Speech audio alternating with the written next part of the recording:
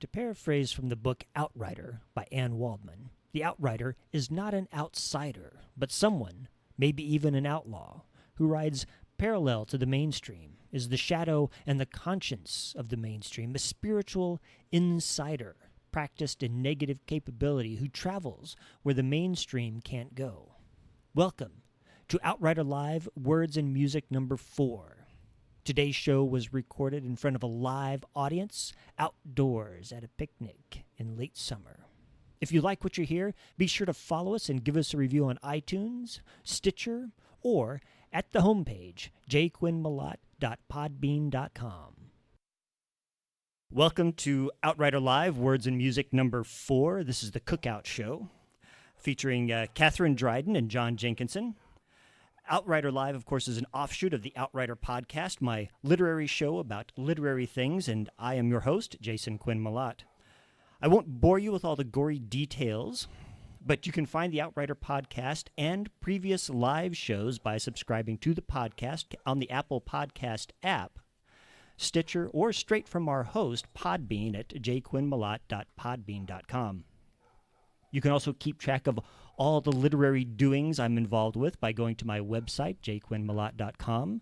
Something is always in the works, such as the upcoming 7-part series on toxic masculinity tropes with the writer, theatrical stunt coordinator, burlesque performer, and all-around badass friend from graduate school, Jen Zukowski.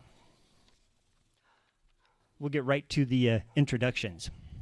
Catherine Dryden earned her MFA in fiction at Wichita State University. Her short stories have been published in various literary journals, including American Literary Review, So to Speak, Sulphur River Review, Alligator Juniper, and Pocket Rocket. Several of her stories have been nominated for Pushcart prizes, and she was awarded Alligator Juniper's National Prize for Creative Nonfiction. After a longish hiatus from writing in order to quit smoking and gain weight, she's resumed writing with a focus on travel writing and creative nonfiction. She's married to John Jenkinson. John Jenkinson earned his MFA at Wichita State University and his PhD at the University of North Texas. A past winner of an AWP Discovery Award, a Balticon Science-Fiction Poetry Award, John served as poetry fellow at the Milton Center and now teaches creative writing and literature at Butler Community College. His poems have appeared in the Georgia Review, Green Mountain Review, Passages North, Quarterly West, Rattle, 32 Poems, Visions, as well as 3 chapbooks. His full-length book, Rebekah Orders Lasagna, was published by Woodley Press at Washburn University. He's currently reinvented himself as a singer, songwriter, and guitar player, specializing in songs for academics. His songs are featured in his daughter's thesis and his son's dissertation, children, especially his grandchildren, and lovers. He's married to Catherine Dryden. Here we go.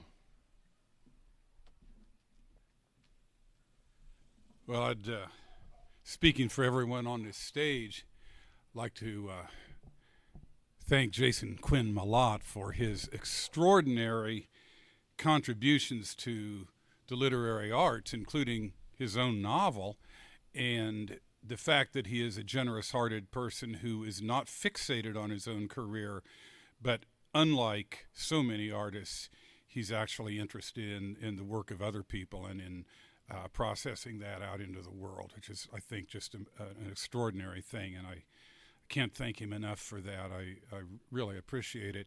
I'd also like to thank Eunice for providing this venue for us tonight and for, pushing the sun over out of the way she's done and made it pretty pleasant up here. Nick Wagner here beside me is a man who needs no introduction, one would hope, but he probably does. He is the fiddler about town of choice for a great many musicians, and I'm just frankly really lucky that I knew him way back when, before I even touched a guitar, and that he still consents to come around and humor me and to generally make me sound better by filling in a lot of gaps and covering gaffes and, making suggestions for how to put things together. but he can't play worth a shit. So there is that problem. At any rate, really, really grateful for having him out here. He and his wife, Vicky, wherever she went, who used to be right over there, perform around town as the WAG Nerds, a name for which they will never be forgiven. And then, of course, he does a lot of spot playing for basically anyone who needs some dynamic fiddle playing, or cello playing, or bass playing, or the occasional mandolin or guitar gig. I mean, he covers the waterfront. He plays a mean triangle as well.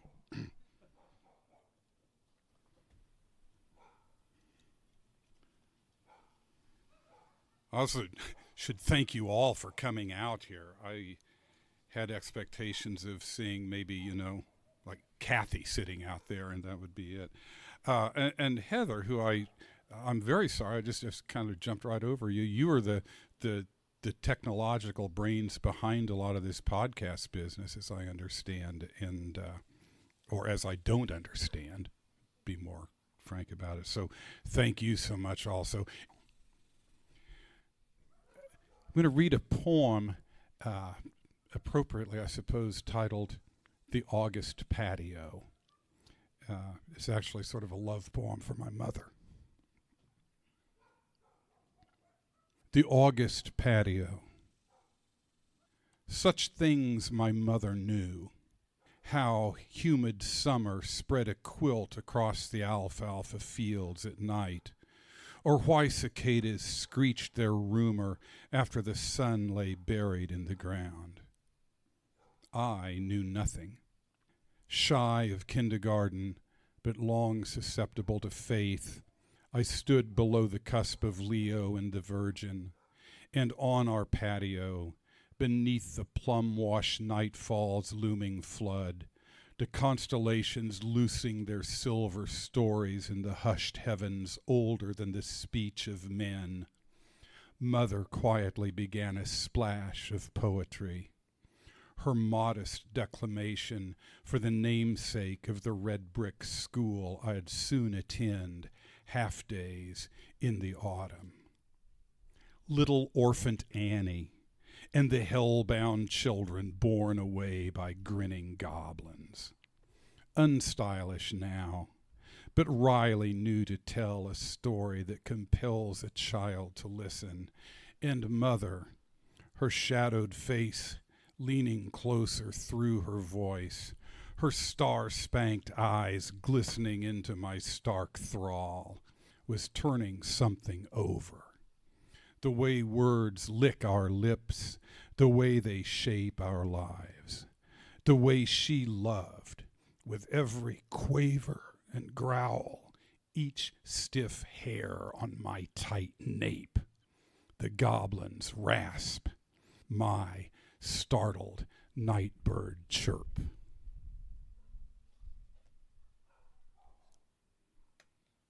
There's a song called Your Window.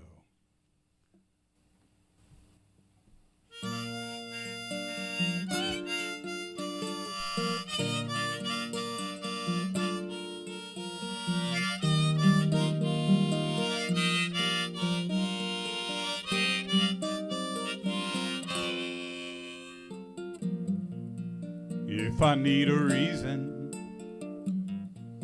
to rap upon your window, I'll say the Spanish army is down on that river levee. And if your daddy's sleeping, I'll crawl inside your window. We'll be two believers, loving by that old radio.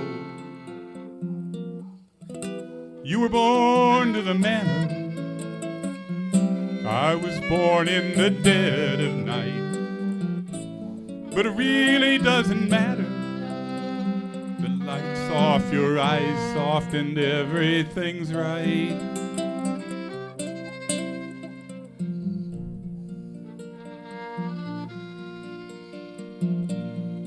And then when the rain drums hard upon your window.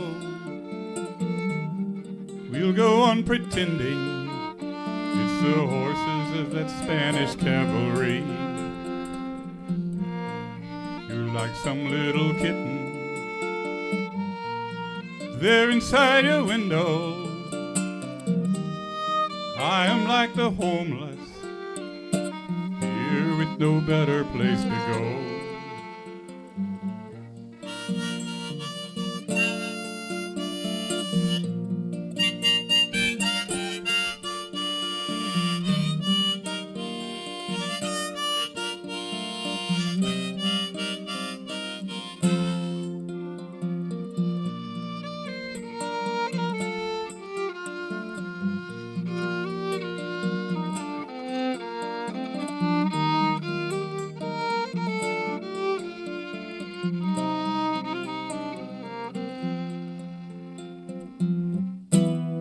Born to the manor, I was born in the dead of night, but it really doesn't matter.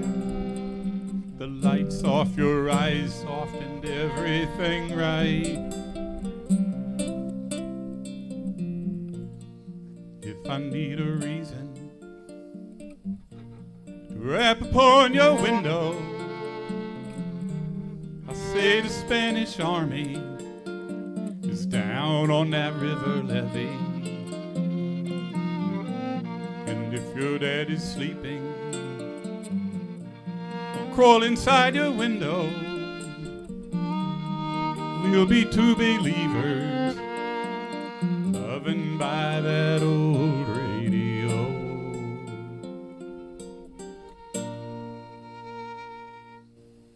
Thank you.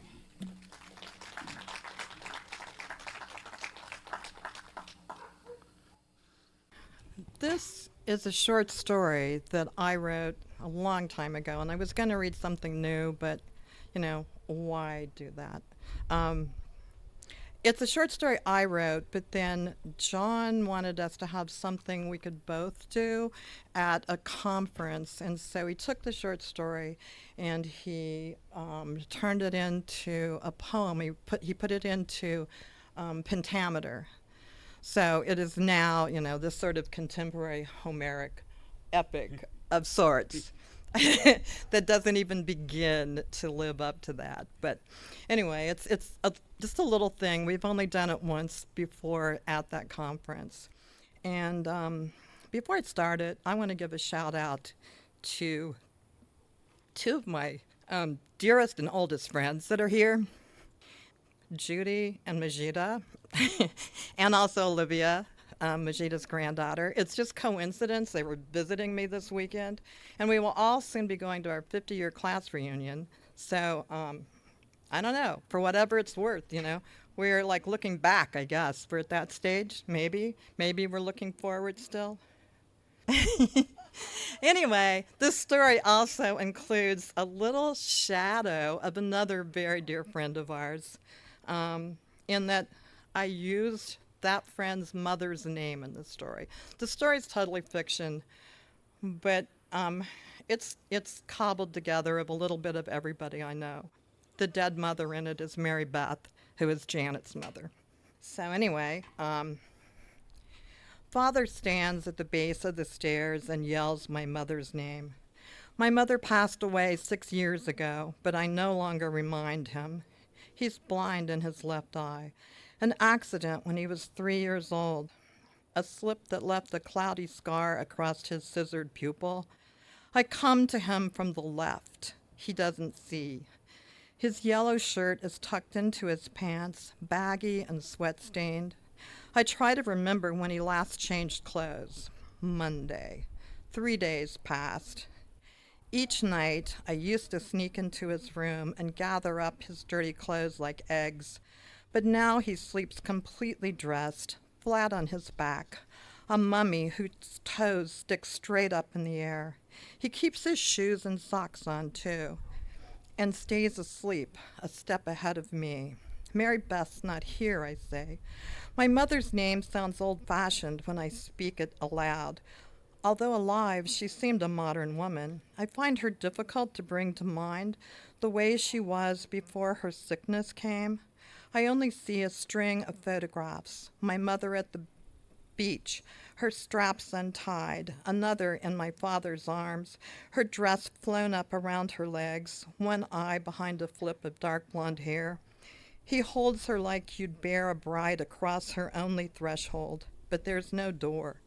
Only the Grand Canyon, cooling its red and yellow heels behind them.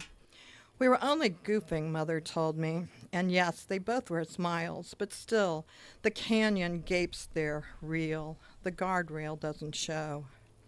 My mother in the photograph is young, a reckless girl, still beautiful and younger than I am now.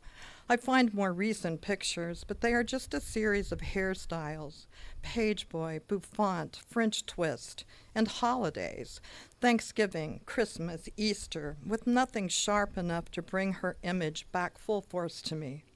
Mary Beth is not here, I repeat. Father acts as if he doesn't hear me, tilts his deep, unseeing eye my way, while I move closer to him, turn my gaze to follow his attention up the stairs, like a cop's flashlight, searching for the lost. He waits with such a faith that I believe my mother will come flying down the stairs, a silk scarf clinging from her ivory throat, late for the Christian Women's Study Club. The ringing telephone surprises me, but not my father. Mary Beth, he says. I pick up the extension in the kitchen and listen with my hand across the mouthpiece. It's not Mary Beth, explains my ex. I think of hanging up, but I haven't heard from Pete since moving here 3 months ago to stay with Dad. I would love to forget him, but I can't. Pete writes to our daughter, 5 long letters now, from 5 new cities. Pete sells things. He's always on the road. I can't really say that things have changed since the divorce. He's almost always gone. Listen, Ed, I need to talk to Annie. My father only knows me half the time. These days he calls me Rachel. Perhaps a girl, cousin, someone from his family. Years ago he quarreled with his father. I only meet his side at funerals. Pete, I interject. But father will not budge. Mary Beth, he says. Jesus Christ, Annie, what's going on? Where's Tina? Pete is flustered with us now. It's okay, I say, but do not know if I'm addressing Pete or my own dad. Just get home, my father answers, right before he hangs the phone up, hard and fast. I can't talk right now. I chant it like a mantra. I want to talk to Pete, and yet I don't. I hear him take a breath and sigh. Tina's at tap, and now you've upset Daddy. I'm faking it. I don't want to talk about Tina. She told me she could go and live with Pete before she slammed the door and stomped across the porch. We can talk later, Pete. I called now, and I want to talk now. I really have to go, I answer, and hang up. In the living room, my father flips the channels on our television set. I hold my hand in front of me and wait, but the telephone does not ring back. 2. I can't find the goddamn baseball game, my father shouts. The TV channels blast short bursts of each show passing, one by one, as he runs through the channels. The only things my father can sit through are baseball games. Just a minute, Dad, I answer. I've learned to be crafty just like him. While I shuffle through the stack of videos, he kicks his chair back. He's placed his faith in me. I slip in a Sports Illustrated video, the best of baseball, the 1985 World Series, a game that ended 20 years ago, but Father doesn't care. He wanders time without a real concern for linearity. It's just the present that confuses him. A young George Brett crowds the plate, the California kid. He swings the bat as if it were a part of him, a pine tar grip. I bring my father a glass of Bud. He takes it without looking. A hell of a baseball player, my father says. For now, he has forgotten Mary Beth. My father once played baseball, before the fight with his father, before he married my mother, had me, and settled down as editor of our 12-page Coffeyville Journal. The day he met my mother, he was playing Bush League ball in southeast Kansas. A one-eyed third baseman teamed with Mickey Mantle and the Miners. "Your father was a dreamboat then," Mom whispered in the week before she died. Her voice fluttered like a feather. It seemed to rise out of her pillow and not from her at all. "They won the league that year." She raised her head. "Please, don't talk," I said. But I was wrong. Talk, I think. 3. I'm fixing tea when Mrs. Woodrow knocks. She lives next door. Her only son was wild, 2 years ahead of me in school, but now Woody has calmed down and turned to caps and crowns. His dental office overlooks the city from the 6th floor of the bank. The fluffy crowns of sycamore and elm spread out before him like a leafy lawn. We all ate dinner with her once when we first moved back to town, Tina and I scooting Daddy like a child between us. Such a shame, she'd volunteered, but didn't say another word. My father wiped his plate clean with a piece of Wonder Bread, then stuffed it in his mouth, family style. Mrs. Woodrow bragged on Woody to Tina, but in her stories, Woody was a Boy Scout or an athlete named Dennis. At first, I didn't know who she was talking about. Annie and Dennis were always together, Tina. Annie is just like a daughter to me. It caught me by surprise. I have never thought of Mrs. Woodrow as my mother. "Annie, I think it's time you went on home," she'd say when Woody and I got loud as gangsters, rocket ships, or bombs. "She's nice," said Tina as we left the Woodrows. "Her house and all. Everything seems fixed."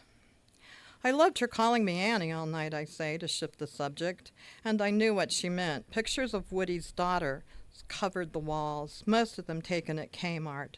I recognized the backdrops, Easter's grassy meadow, and a fake fireplace hung with plastic greens for Christmas. They posed through several cycles, springtime, summer, autumn, winter, the girls growing larger picture by picture. Once I would have mocked them, but order now appeals to me. A wedding picture of Woody and his wife on the coffee table. I'll let Mrs. Woodrow in before her knocking distracts my father's baseball game. Baseball used to make my father noisy, but now he watches quietly, concerned. "Tea?" I offer, without encouraging. "No, dear." She looks over my shoulder and tries to locate Daddy or Tina. "Is that Mary Beth's good tea set?" she says, as if she has caught me stealing. Dirty dishes fill the sink and the waste can lid gapes, her excess trash propping it up. Mary Beth kept everything so nice. When I was young, Mrs. Woodrow fought with Mother. She'd call the police if parties grew too loud or if too many cars were parked along the street. And once, when I was climbing out of my bedroom window, "Mrs. Woodass," I laughed, and duck-walked across the room. Mother would have none of my behavior and marched with me next door to make amends, although, as I insisted, Mrs. Woodrow wouldn't have a clue without my mom. Later, they developed an odd friendship, pale iced tea and gossip on the patio, Chesterfields and Luckies, a pack of cards. Mother never explained her change of heart, and I got used to seeing them together. But Mrs. Woodrow still can make me nervous, though Mother never kept a tidy house. "We have more clean dishes in the cupboard," she'd holler at my father from her gin game.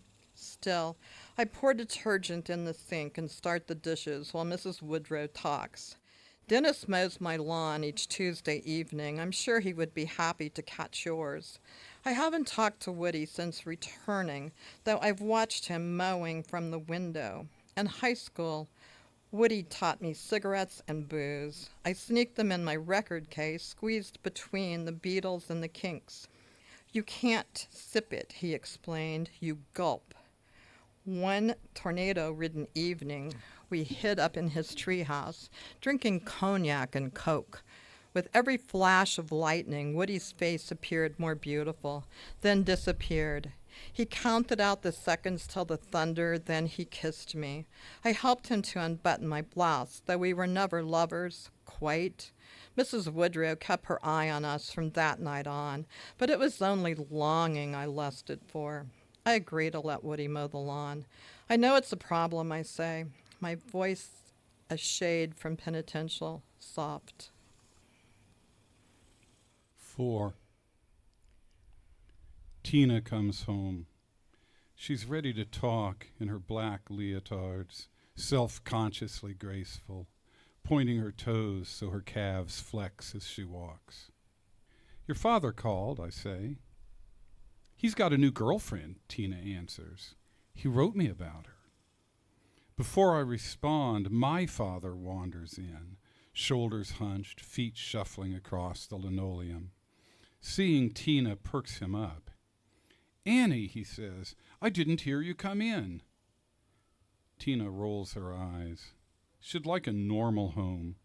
Between Pete's girlfriend and my dad, there's nothing left for her. Tina calls my father him. Why shouldn't I, she asks. He never calls me anything but Annie. I tell her she has homework. I'm tired of this. She flashes me a Pete-like look. I'm not the problem here, and it's Friday night, if no one remembers. She pauses. You're getting as bad as him.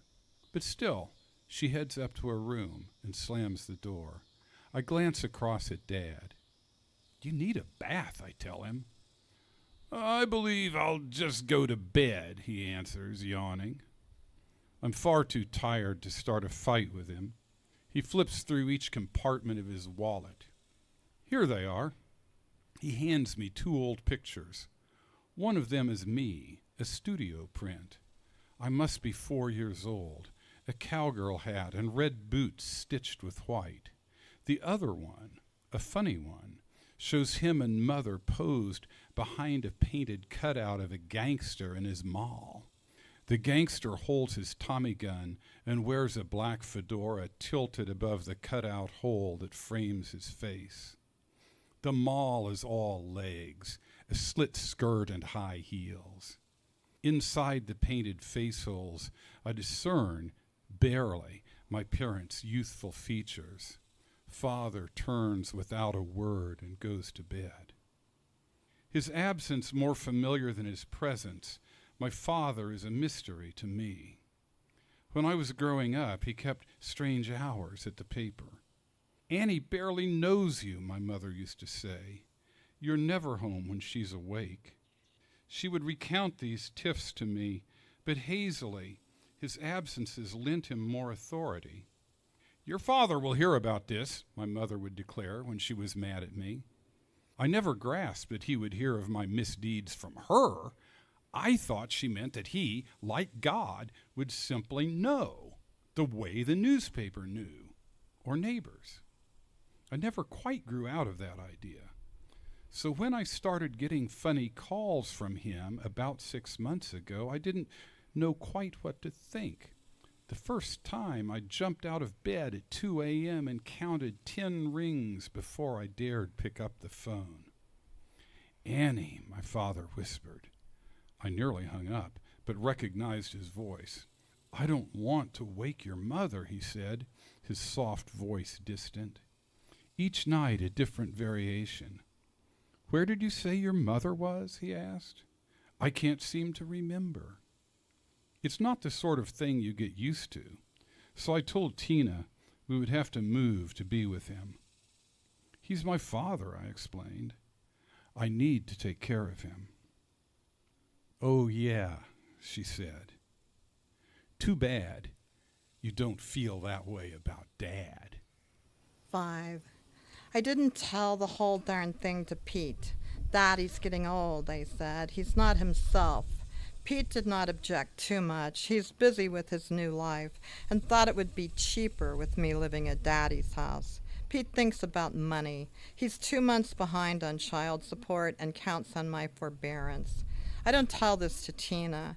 Sometimes it's hard remembering just who of us knows what. Tina, though, put up a bigger fight. Between my mother's death and my father's calls, I had only made it back home twice. Pete never wanted to go, and Tina was always involved in school-related stuff. And then, my marriage falling apart, I put things off. Tina didn't empathize with Dad. He's practically a stranger, she declared.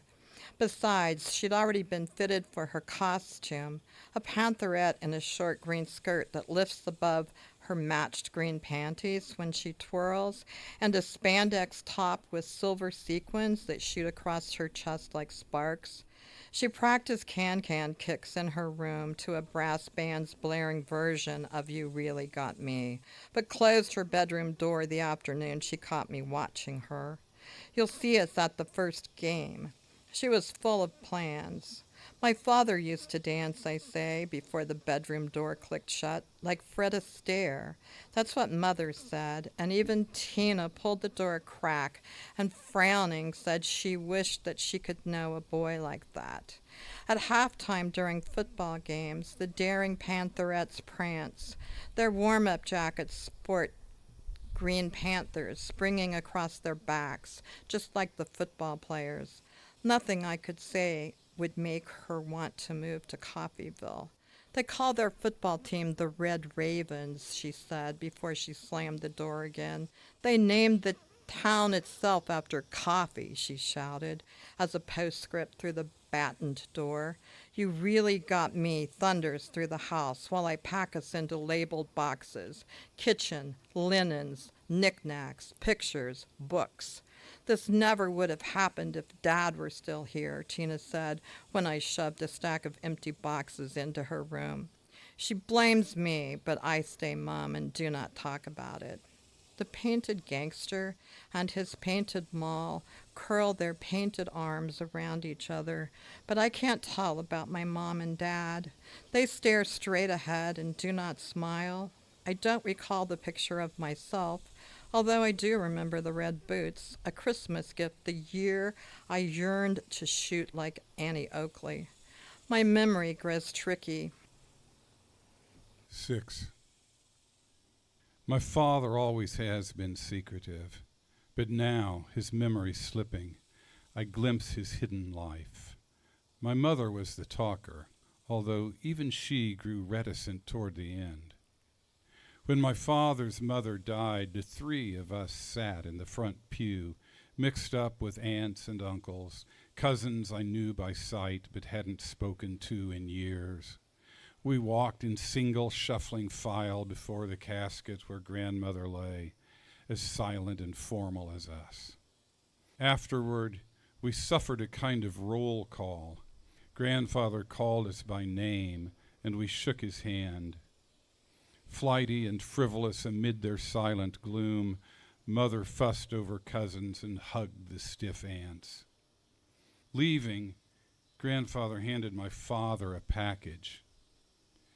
She never could bear to use them again, but she couldn't throw them away neither. You ought to have them. My father slowly unwrapped the package. He knew what was inside.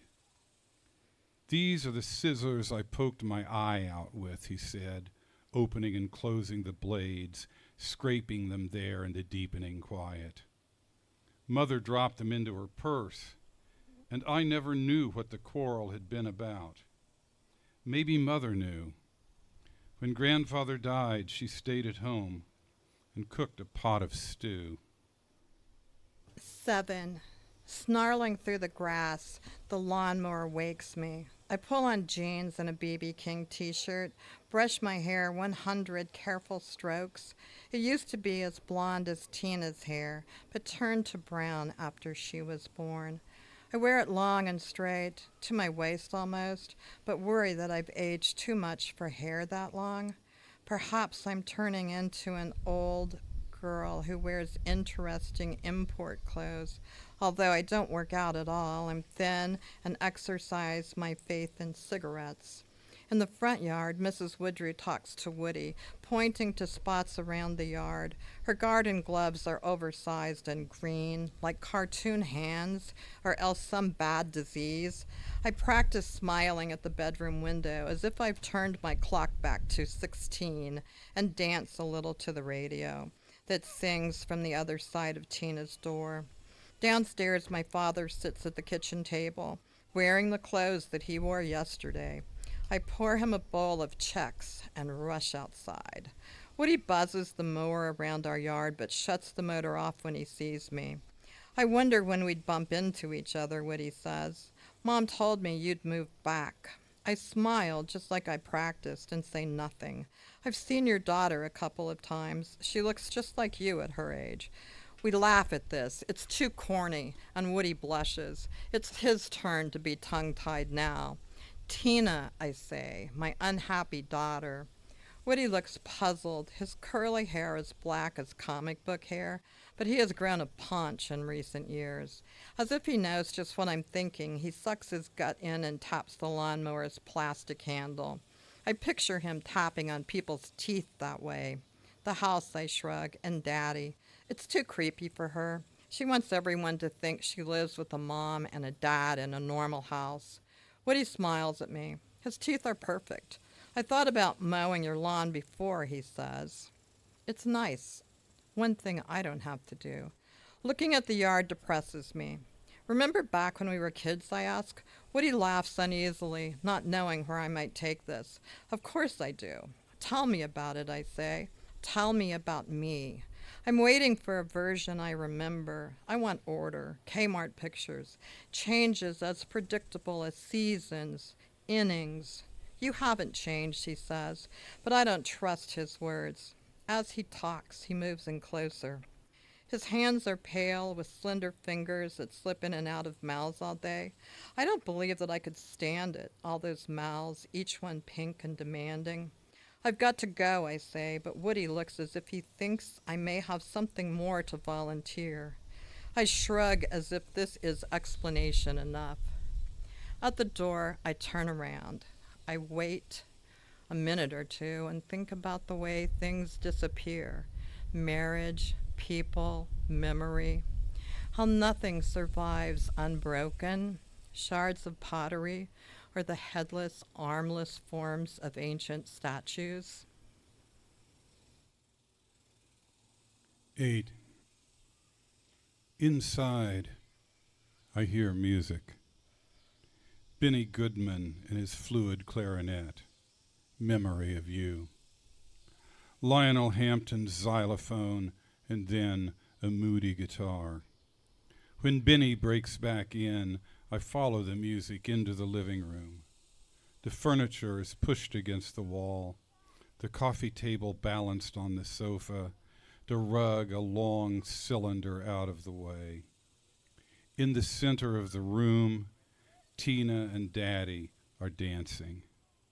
Tina leans back into his arms as they turn gracefully around the room. She smiles when she sees me. "Rachel," she says, in a dreamy voice, before my father can spin her away. He dances in perfect time to the music.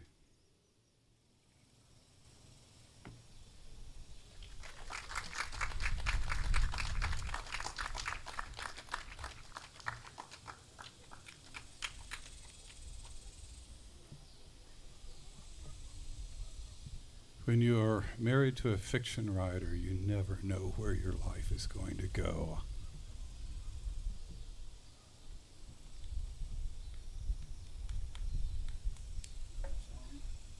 In my case, it always goes somewhere much better than I had anticipated. Our first granddaughter, Lucille, lives in New York, and when she was about 3, she learned a valuable lesson. This poem is entitled, How the Baby Lucille Learned to Busk. The last nice day before the blizzard struck us dumb, we trooped downstairs into the subway station, picking our way through the small debris, paper cups, newspaper remnants, the occasional bottle propped against the tiles, slide our Metro cards and push through the turnstiles. Lucille loves the buskers, but at this Washington Heights station, we find none. Her favorite job is tipping them.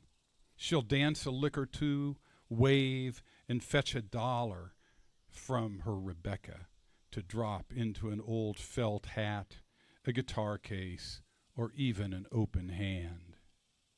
They always treat her sweetly, speak to her, throw in an extra lick or two on harmonica or fiddle, tell her how adorable she looks, how well at 2 she jigs and ham bones and sachets. She learns to watch for them at Midtown stops. On the trains themselves, it's either rambling preachers or troubadours. We don't tip the preachers, abusive and reeking of their own righteousness. But today, one of our North Manhattan favorites, Enrique, jumps into our car, straight from Mexico, it seems. His pawn shop Yamaha bedecked with shiny stickers, his voice, as usual, penetrates the subway rumble while he fingers some nimble comping riffs to decorate the classic campesino songs, La Llorona, Júrame, El Tren. Lucille loves them all. Home from our excursion, Lucille snatches up her plastic ukulele, climbs onto the couch where Daddy sits, pondering his own opinion of the latest film he's watched. He is a critic of the art, his words a minor siren song breathed huskily into America's electronic ears. She whacks the strings, flailing with unusual vigor and persistence, throws in a snatch of Yip's lyrics. Lucille, says Daddy, that's beautiful. She stops, looks up, holds out her tiny cupped hand. Give me money. So this song is called, in light of that poem, I suppose, it's called You're Spending Money.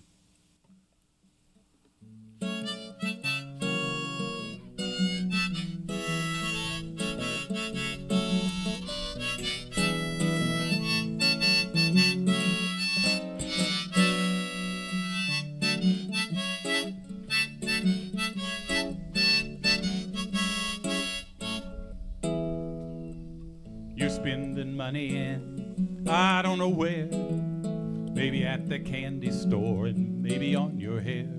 I know there's sweat of my brow in everything you wear.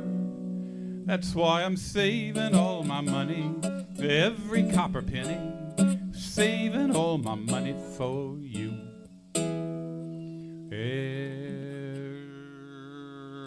Never on that welfare, 'cause I bust my butt. And if I get you something, gal, it's never quite enough. You take me to the jewelry store, pick out the biggest rock. That's why I'm saving all my money, every copper penny, saving all my money for you. You could make a pauper of a billionaire, make a fool of Scrooge McDuck. See you coming, they all stand and cheer, 'cause you look like $1,000,000.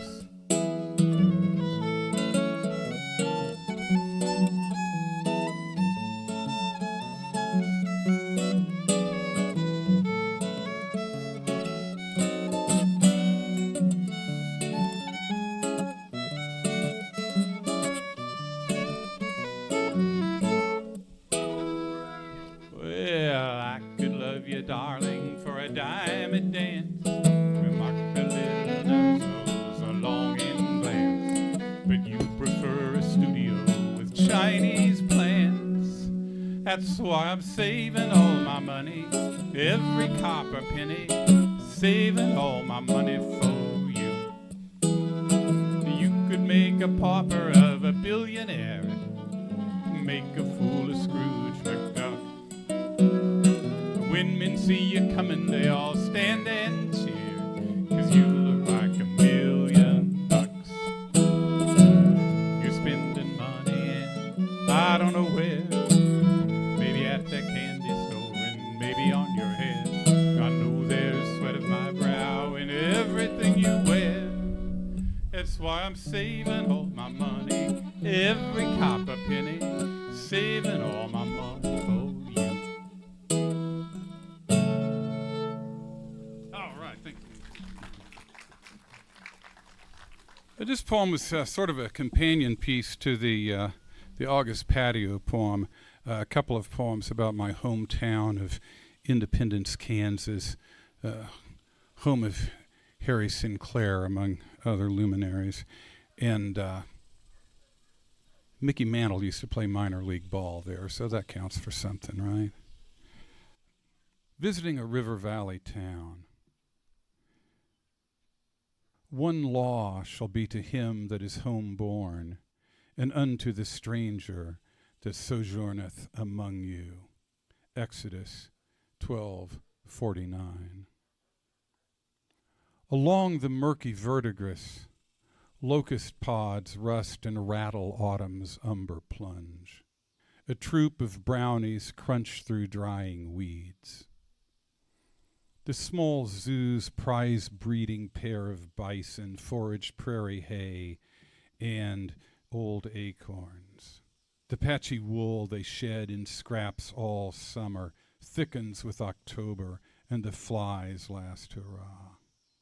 Near a canvas-covered carousel, heart-shaped leaves collect in brittle heaps, cupped in the yellowing park's deserted bandshell. Presbyterian bells scour the air, while a pair of groundsmen spar with clippers, trimming back a wild mulberry hedge. The school that spanked me as a child, Orphan Annie's school, James Whitcomb Riley Elementary, has taken its red bricks and disappeared, like William Inge's picnic, or Abel, our first monkey astronaut. I do not live here anymore. And though the library fans its brass revolving doors open to me, the brown-eyed lady checking books no longer approves my reading. At dusk, a red-haired boy in coonskin cap and freckles pedals down the walk. His heavy, rust-pocked Western flyer squawks. That he may drift like smoke above life's troubled lawns, I shape the riffling wind to fit his hands. I shoot him, a dalliance of girls whose fruit-smudged lips once pursed, disturbed beneath the shading elms. They will not come this way again, and I, pushed by urgencies that drive the leaves, must catch the last train whistle echoing west.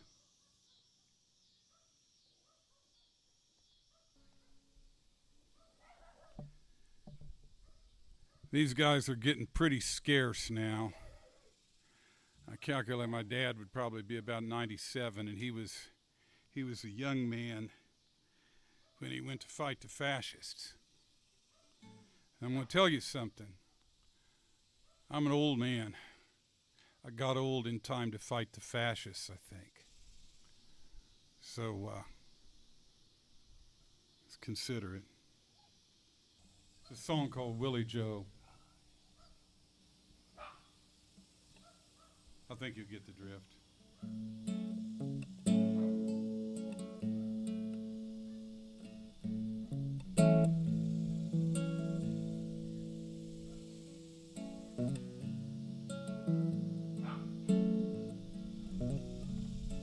They call him a bum, but he's one of the ones who help keep America free. From Saipan and Iwo, he came home a hero, start up his own family. In his peaceful new scene, he was still a Marine.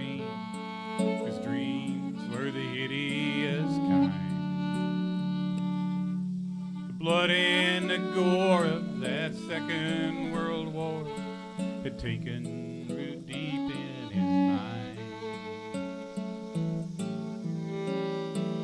Take the bottle back and say a prayer for Willie Joe.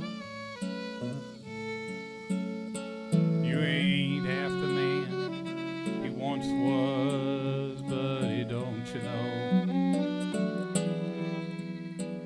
When the chips were on the ground, he never let nobody down. He walked through the fires of hell, just a human man. Now there's 60 years of frying he don't understand. Willie took a position filling out requisitions in an office 3 flights up downtown. But a nervous condition gave a bad premonition. The boss would not keep him around.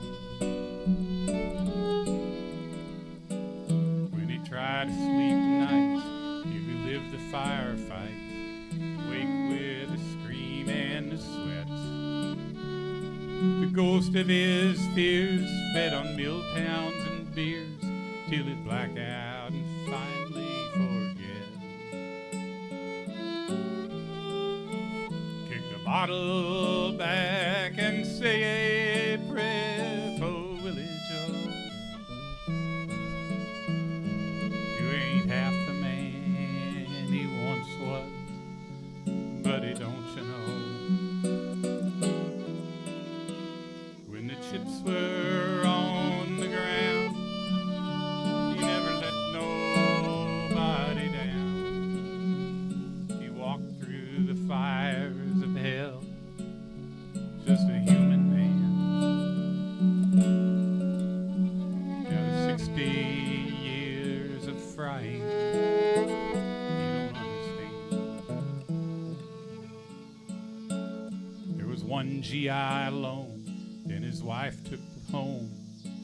Willie was left with the car. The jobs that he got, he was quickly laid off, but they knew him real good at the bar. Well, with each passing breath, the angel of death gave another sharp tug at his sleeve. Without his dear bottle, he'd return to the battle. He spent his life trying to leave. Kick that bottle back and say a prayer for Willie Joe. You ain't half the man he once was, buddy, don't you know? Chips were on the ground, he never let nobody down. He walked through the fires of hell, just a human man. Now there's 60 years of frying he don't understand. Now he stays in a shelter with some of the fellas who drift back and forth through the city. There's a few guys from Nam and they mostly stay bomb. They treat him all right out of pity. But the kids on the street, the gals that he meets, turn their eyes in disgust as he goes. That he done don't impress anyone, 'cause no one's got no way to know. Kick that bottle back and say a prayer for Willie Joe. You ain't half the man he once was, buddy, don't you know?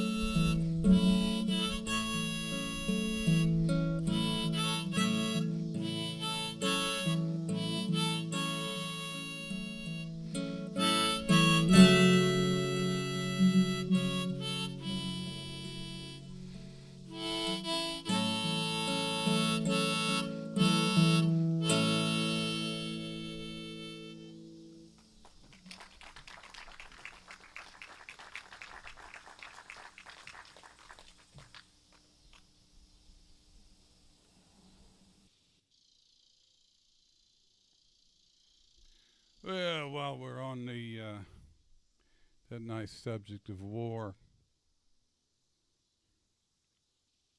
I'll end the poetry section here with the history of sleep, and then Nick will come back and we'll get a little happy, and we'll end with the mystery of love. Well, the history of sleep. Sleep opens within us an inn for phantoms. Gaston Bachelard. Part 1. It hasn't worn the kind of clothes you would wear to snuggle in, bunny feet, drop panels, for years, but often works all night in bib overalls, strung from double-stitched loops. Tools dangle over the sand-plugged eyes the world rubs, tossing from side to side. Beijing, New York, Beijing. Never settling, sloshing the open beds like a colicky baby. Winkin blinks and nods. 2. I know an all-night nurse who catches taxis home at sunup, falls in bed and passes into something short of slumber.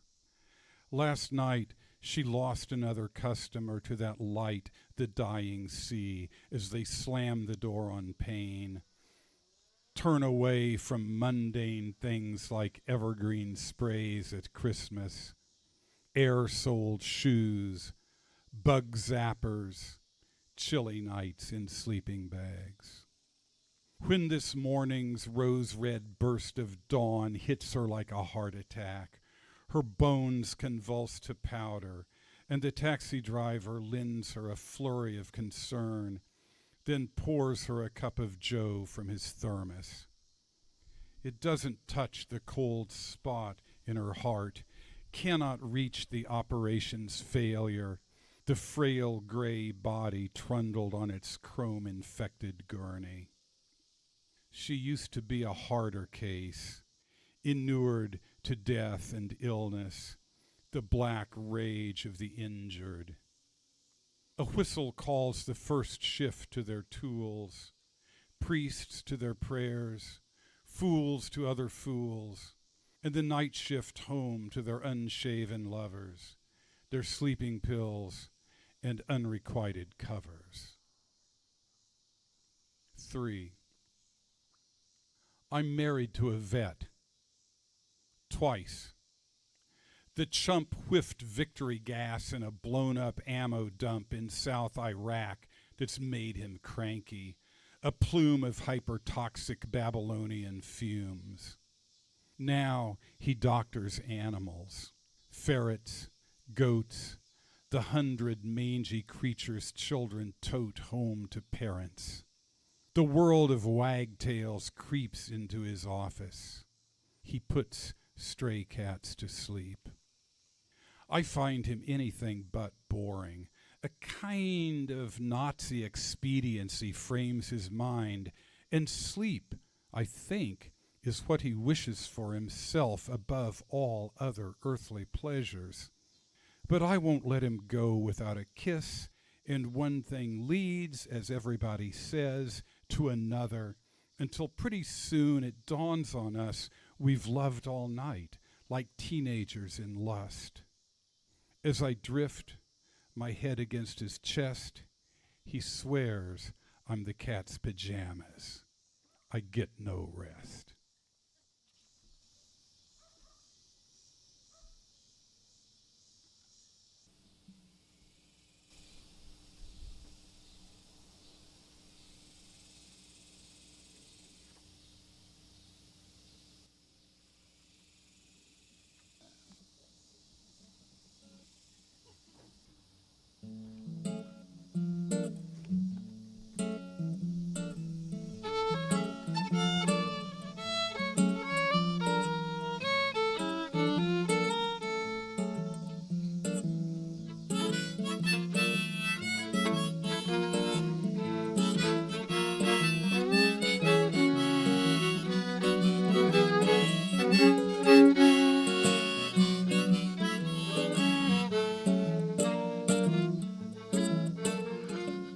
If I was a monkey in a monkey tree, I'd wiggle my banana till you'd fall in love with me.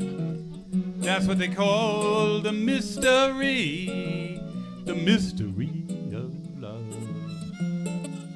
And if I was a dollar in a money tree, I'd wriggle like a leaf until you take a snatch at me. That's what they call the mystery of love. You may say I'm blushing like that orchid down in the Brazilian forest way. You may say it's horrid, but I need a love that's torrid. Won't you pluck me now and fly away?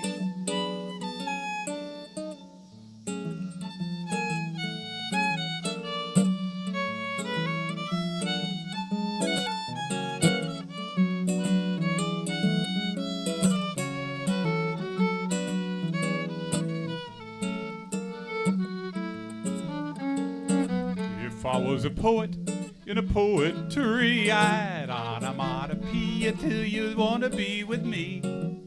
That's what they call the mystery of love. And if I was a turtle in a lovey-dovey tree, I'd bill and coo you, darling, till you'd share your nest with me. That's what they call the mystery of love.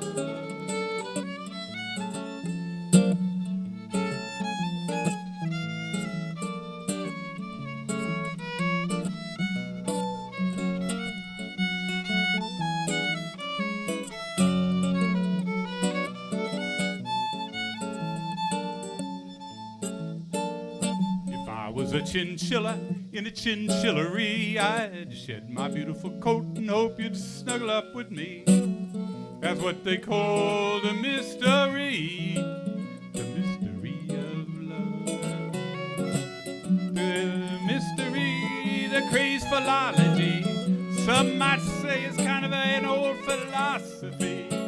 I don't know, between you and me, it just might be zoology, oh, maybe a polite biology, oh, G-O-G.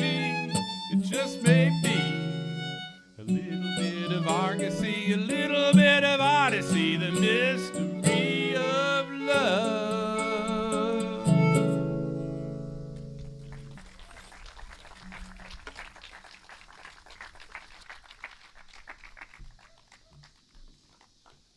Thank you so much. So don't go anywhere. There's plenty of food. You guys haven't eaten all of it yet. And hang out, talk. Thanks for coming out. Thanks to John and Catherine and Nick for playing for us tonight. And it's turned out to be a lovely night, so please stay around as long as you like. Let's eat, let's drink, let's talk books or the weather or whatever. So hang out. Thank you. Thank you. Thank you. The Outrider podcast will be back with more series and more live shows featuring great poets and writers performing with local musical acts from Wichita, Kansas. This show was recorded live. Event sound was recorded by me, Jason Quinn Malott, and the podcast was edited and produced by Heather Ann Eden.